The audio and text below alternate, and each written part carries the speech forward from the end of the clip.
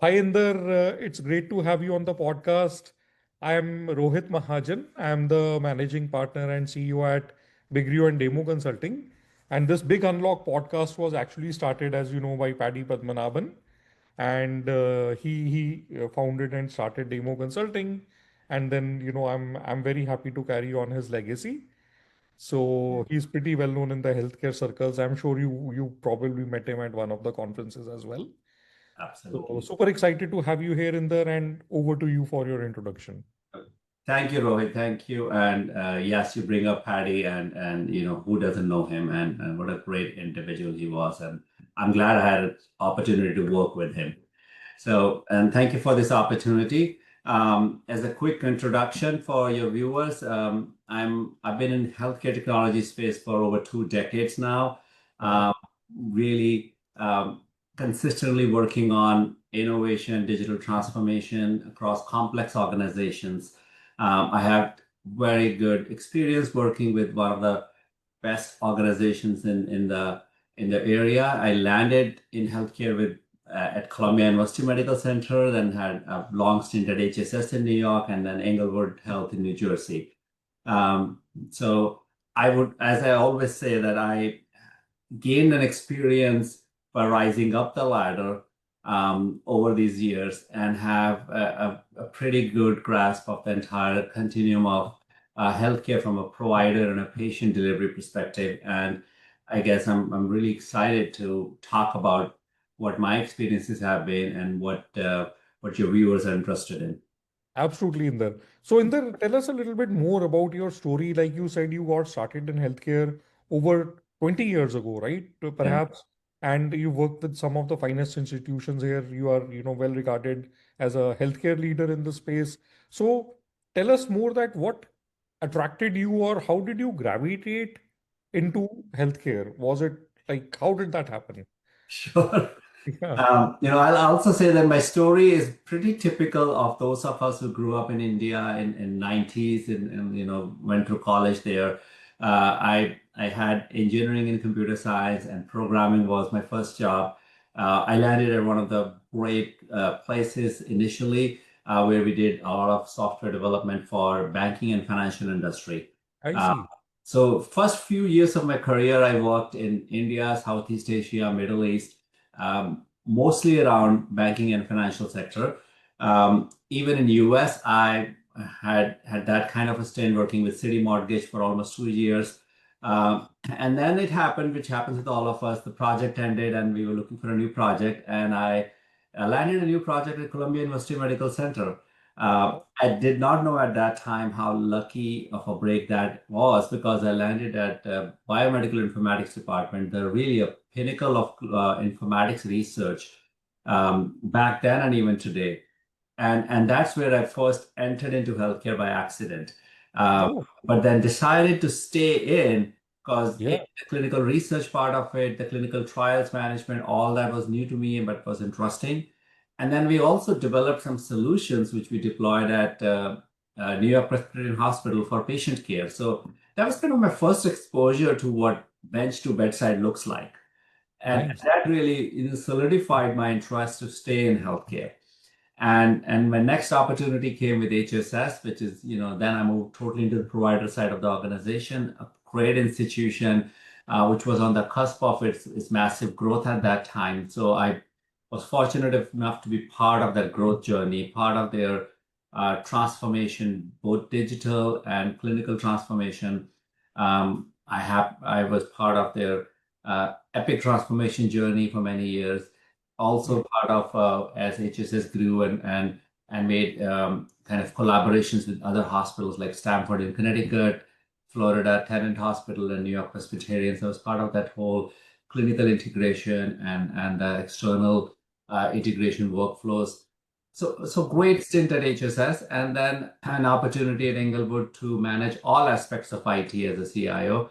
So just to even broaden my horizon further, where not only of course application was my home base, end user training, provider management was my home base, but then I also took over cybersecurity, infrastructure, networking, and led a huge modernization effort around infrastructure, both wired, wireless, storage, servers, data centers, disaster recovery, built Wow. an entire cybersecurity program. So this kind of gave me like whole holistic experience. And that has been my journey, 20 something, 23, 24 years in strictly healthcare organizations. That's awesome. So could you please share with us in the, you Mhm. know, aspects of this journey with us in terms of what are the digital health programs that you kind of were very close with and you kind of have Sure. overseen, and what have you been your current priorities, any recent deployments, and any outcomes that you have kind of Absolutely. been Absolutely. measuring along the way? Yeah. Yep. So my digital health or digital transformation journey really started at HSS. We HSS was a two-part, right? There's a huge emphasis on operational efficiency because we ran 39 ORs. The more efficiently we ran ORs, the better it was for patient care, for business, for organization. Hmm. So we started with this whole concept of a command center, a digital Hmm. clinical command center, Hmm. and digital twin, which was a very new concept back then, to Sure. really look at and run the models on operational efficiency and clinical care and outcomes. Um, that journey started there for me. In parallel, HSS is also doing what was typical digital transformation of a patient outreach, patient engagement, front doors. Then COVID came and kind of brought screeching halt to that journey. But Yeah. lucky enough for me, I was also working in parallel on a very innovative solution for digital pathology. As Hmm. you know, radiology has been digital for ages now. We don't even know what Yes. plain film X-ray looks like, but pathology is still on glass slides and microscope. And that is one thing I wanted to change. And I found the right champion in my chief of pathology department there. And together we put through a program which was almost a year and a half of development project with Epic, with our PACS vendor Sectra, with our scanner vendor Leica, and my team to Hmm. develop a digital pathology solution, which wasn't FDA approved then. So we couldn't use for primary diagnosis, but then they applied for FDA approval, and once FDA approval came, we were just ready to hit the ground running. You talk about outcomes. This is where the outcomes were significantly faster because of the situation we were in COVID. Within a year, 70% of all pathology cases were being diagnosed digitally. Huge change for an organization or for the group of physicians who have always been tethered to microscope. It Hmm. also offers really a better patient care because now the radiologists, the pathologists, the surgeons, the infectious disease doctors all can correlate images, both Hmm. radiology images and other ologies, which was not the case before. They had to sit across a double-headed microscope. And of Hmm. course, for teaching, for research, for second opinion. And then this is where really, and back in 21, we did not have it, but now all of the tools are laying on top of it because digital pathology lends itself to a lot of AI tools because Hmm. it's about cell counting, pattern recognition, quality of diagnosis. All of that could be improved and normalized across institution with the tools. So a really great program, and I'm very proud of, and that happened to be the first in the country back in 21. And then Right. I carried on the same digital journey when I joined Englewood. We initiated our whole digital transformation strategy. It was a three-pronged approach: patients, patient engagement, patient self-service, clinically integrated care, because Englewood is a large physician practice organization, 700 physicians in ambulatory practice across multiple specialties. So we feel it's much better for us to take care of a patient, and we can take care of patient much better compared to sending patient outside because of the availability of all data and historic Right. diagnostic for the patient within our system. And Hmm. then the third piece of that was when the patient is not with us. So how do we continue to manage patient remotely? So since you talk about outcomes, I think that's most exciting for the team. So as part of our digital front door strategy, the typical patient self scheduling, rescheduling, request for services, we saw about 18 to 20% increase in online scheduling of appointment, and that number was consistently rising. The big Okay. challenge with that is not technology, it's aligning all the physician organization to open Hmm. up the schedules for patients to do. Then we ran campaigns for patients. This was post-COVID. A lot of Mm. preventive care was put on a back burner by patient. Yeah. And those campaigns were delivered digitally through its Epic CRM product. Uh, so really no manual assembly and an actionable text messages. So first time annual overdue screening mammograms, we saw a 21% success rate. Mm-hmm. Huge in this case. Uh, then the first timer screening, we saw 6%. So you're reaching out to your patient population who was eligible. Mm-hmm. And really, once you set the campaign, it's really in auto mode from that point. Patient gets a text message, which is actionable, schedule an appointment, move on. Then we extended this to colorectal screening, lung cancer screening. All of them saw at least like 7 to 10% of success rate. It looks like a small number, but you have to understand, we were doing these campaigns via paper or through Yeah. word of mouth and not seeing anywhere close to this number. A 10% success rate is huge versus, not getting anything. Um, Absolutely. Other aspect I talked about was when patient is not within our four walls. So Mm-hmm. how can we take care of? So we initiated a remote patient monitoring solution integrated with Epic. That's a key always. So the physician has the data back in Epic. Yes. That program saw a success rate. It was for blood pressure monitoring initially, and 84% of the patients who were part of the program within first 6 months saw better numbers. Not out Mm-hmm. of red or anything, but just active monitoring and care coaching and the Yeah. use of technology. We saw a trending line which was better than before, a positive trending for those patients. So early success factors there. Um, then this was all around patient care, and then we also started working towards clinician because they've been overburdened with Mm-hmm. all the technology we have laid out. So ambient charting was one of the products we rolled out in our physician offices. Um, and ambient charting has a three-pronged benefit. If for physician, it's timely documentation, real-time documentation, able to spend more time with patient, so saves few minutes in an appointment. Mm-hmm. So, and what does it mean? It means that like you're not staying up late and using your pajama time to do documentation. So we Right. saw about 40% reduction of that time for the physicians who were using the ambient charting. The other benefit for ambient charting is, coding, better coding. Right. Englewood was at the top quartile to begin with. So we didn't see better results there, but I read statistics other day at a hospital in Iowa who were Mm-hmm. saving average of $13,000 per physician per year because of the ambient charting product. And most of the recovery was with better coding and charging. So about HCC coding resulted in 10,000, E&M coding resulted in $3,000. Huge number for Right. but then it's a huge physician satisfier, even a patient satisfier, because physician is talking to them. Yeah. Right. So we saw those benefits. Then we worked on a lot of other functions which were back office. So you see, we all have been very facet with reaching out to physicians via my chart messages. Mm-hmm. That burden is huge on physicians with everyone sending those messages.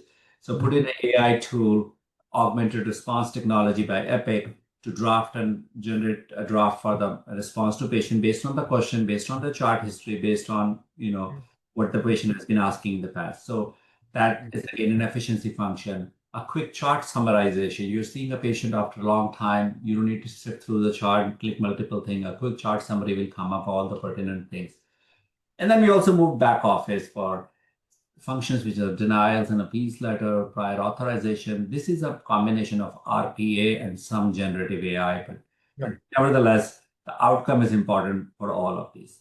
That is cool to know. So obviously, in the during all these initiatives, there would be challenges in building and delivering the digital capabilities, right? Whether it Yeah. is technology, people, resources or process.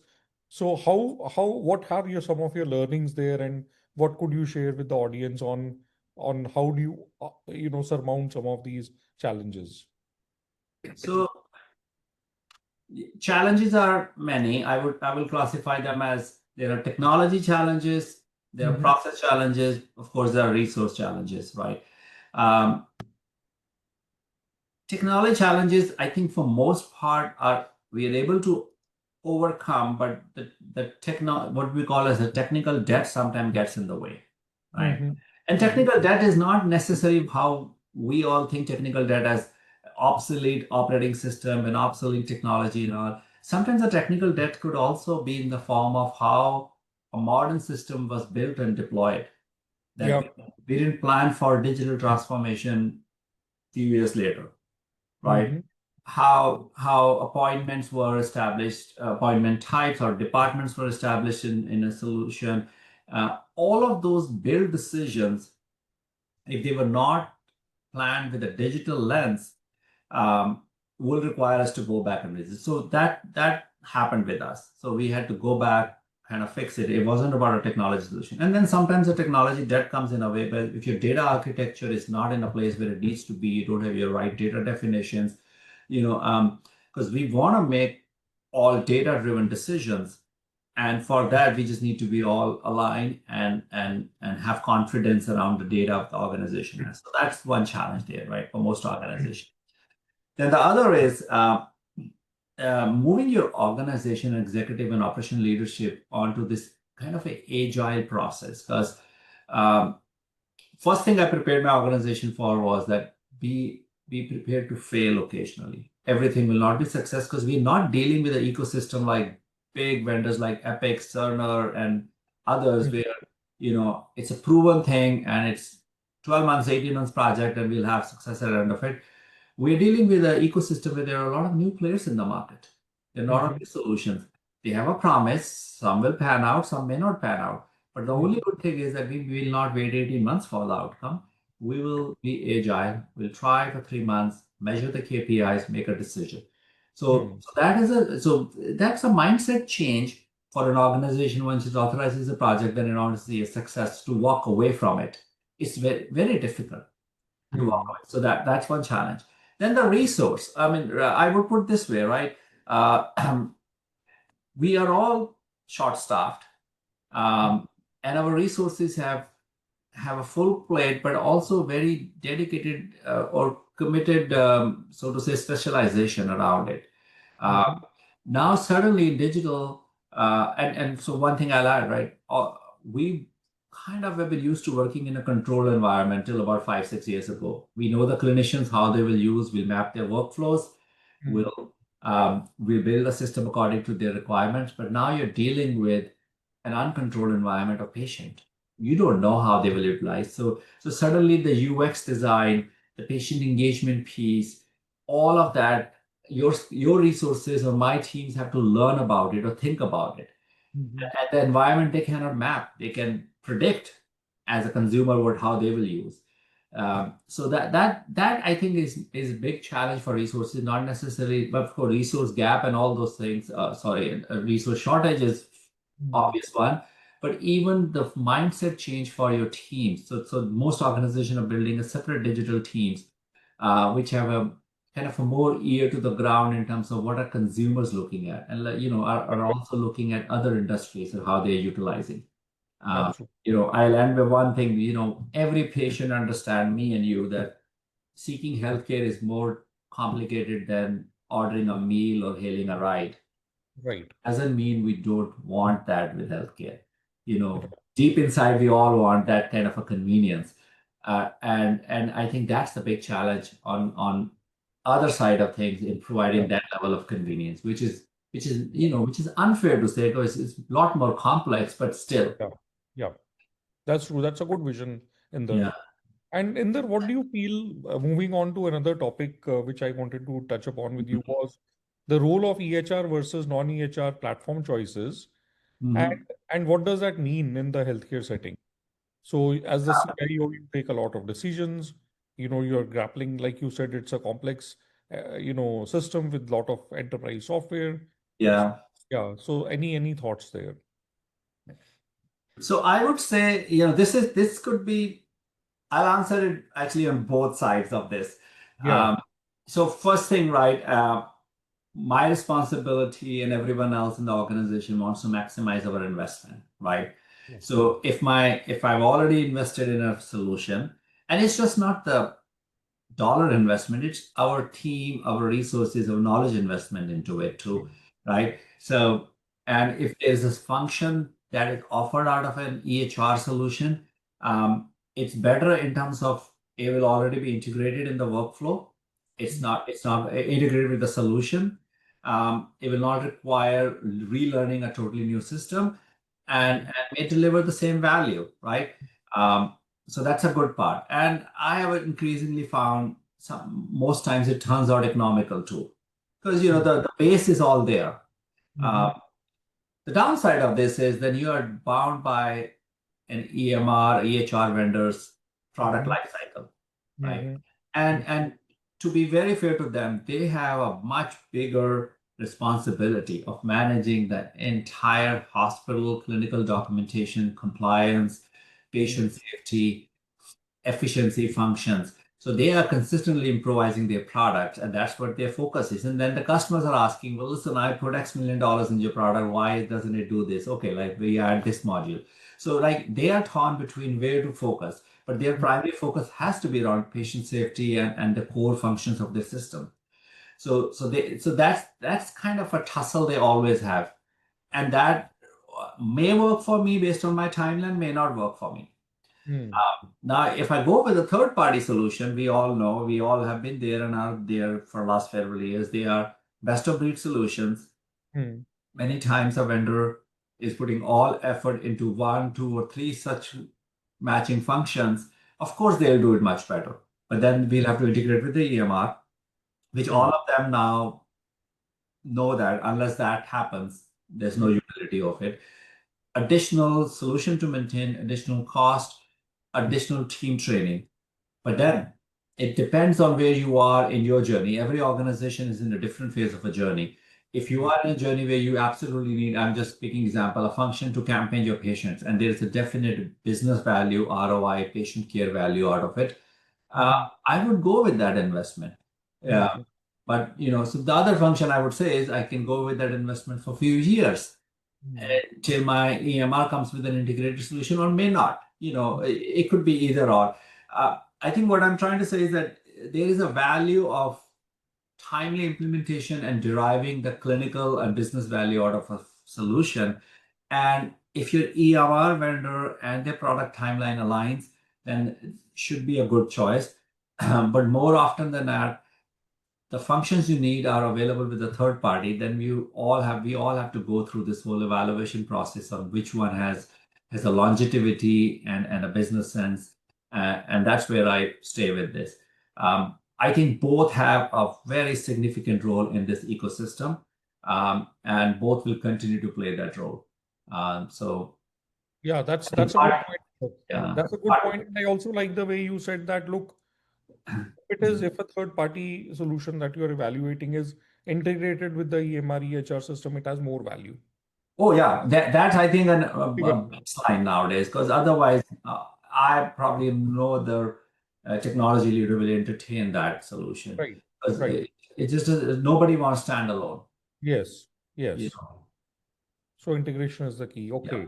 yeah, Now coming to the fun part of it, no podcast is complete without AI, Gen AI, yeah, LLMs, and all these agentic AI yeah. things coming our way. So where do you see the future with digital and AI transformation in there, and what are some of the things that you are currently or in the future going to be looking at? Sure. I think I was listening to someone other day that just like everything else had a hype, the blockchain had a hype, everyone had a hype. It will not do everything for everyone. And I think I kind of agree at a high level of the concept. It's not going to do everything for everyone, but it's here to stay and it's here to scale up. And this time, for whatever reason, healthcare did not wait in the sidelines. Yeah. We all wanted to jump in however limited fashion.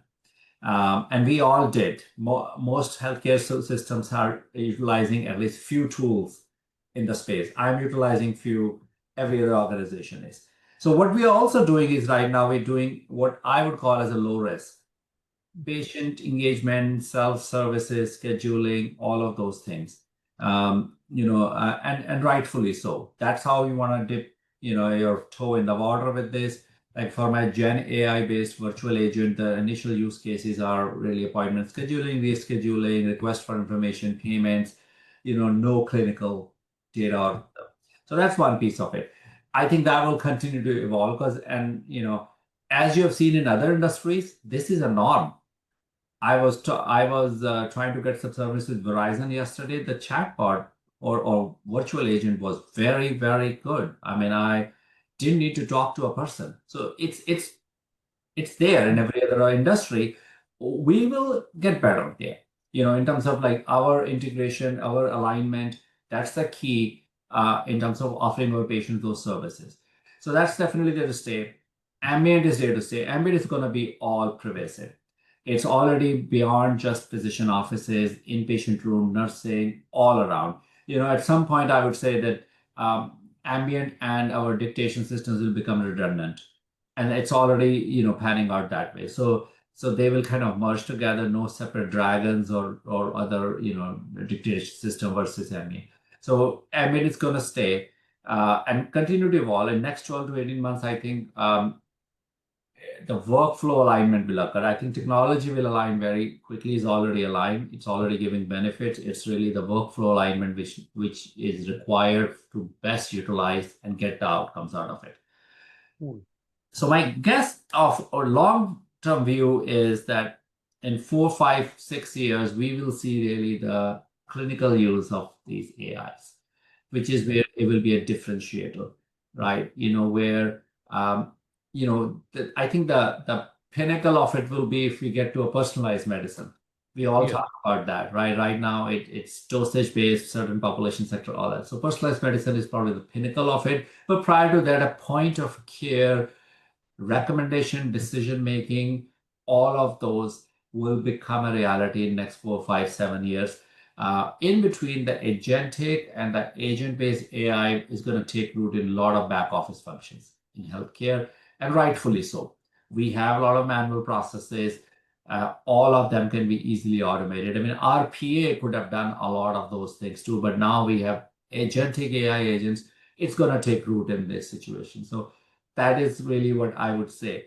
And the digital twin is cost prohibitive, but today, but that is one thing which will be a game changer to really the personalized care and Yes. ability for a health system to kind of try out things rather than running pilots for 6 months. I think Yeah. that's where the reality is. With if digital twin becomes a technology which is Right. widely adopted in healthcare solutions or systems, that could result in a game changer because it will bring changes and implementation and designs faster to real production versus us running pilots and parallel testings and all those things.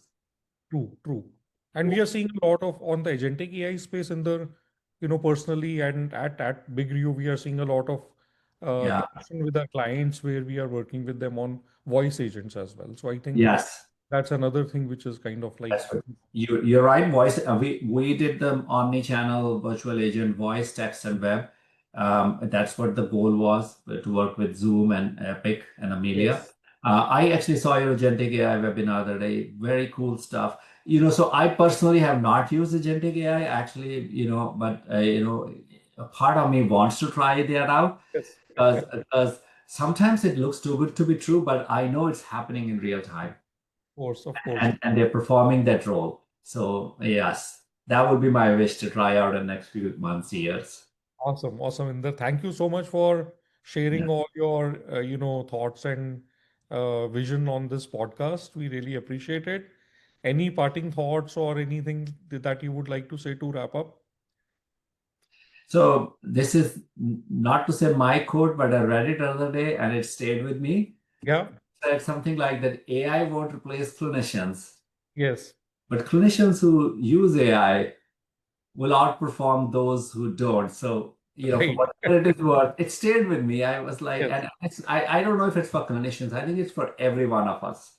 Yes. Right. Yes. So the real transformation really is not about tools, right?